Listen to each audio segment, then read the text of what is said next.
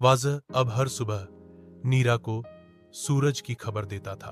वो कहता, आज सूरज थोड़ा शर्माया सा लग रहा है, जैसे तेरी मुस्कान चुरा ली हो उसने। नीरा हौंसती थी, अब बिना देखे महसूस करना सीख गई थी। पर एक दिन एक औरत उनके दरवाजे पर आई।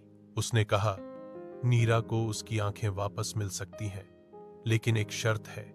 वाज़र और नीरा चौंक गए। उसकी रोशनी एक और अंधे को दी गई है।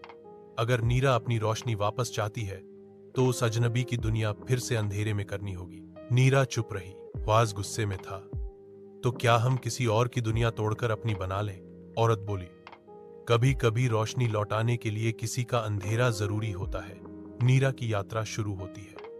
वो अकेले निकल पड़ी उस अजनबी को ढूंढने जिसके पास उसकी रोशनी थी। वाज ने उसे रोका नहीं, सिर्फ कहा, अगर तेरा रास्ता अंधेरे से होकर जाता है तो मैं तेरी परछाई बनकर साथ चलूंगा। मोड़ आता है। नीरा एक गांव में पहुंचती है जहां एक छोटा लड़का है, 8 साल का। वो आंखों से देख नहीं सकता, पर उसकी कल्पना इतनी खूबसूरत है कि वो हवाओं में फूलों की खुशबू पहचान लेता है। उसका नाम था वीर। नीरा पास जाती है और पूछती है, अगर तुम्हें वापस देखना मिले लेकिन किसी और की रोशनी छीनकर तो क्या लोगे?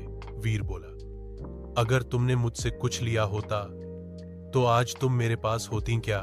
नीरा समझ गई उसने अपनी रोशनी दी नहीं थी।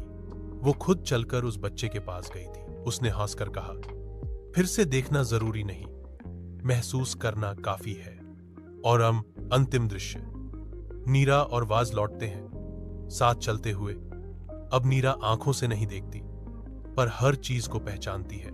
हवा, धूप, वाज की उंगलियां और अपने भीतर की रोशनी।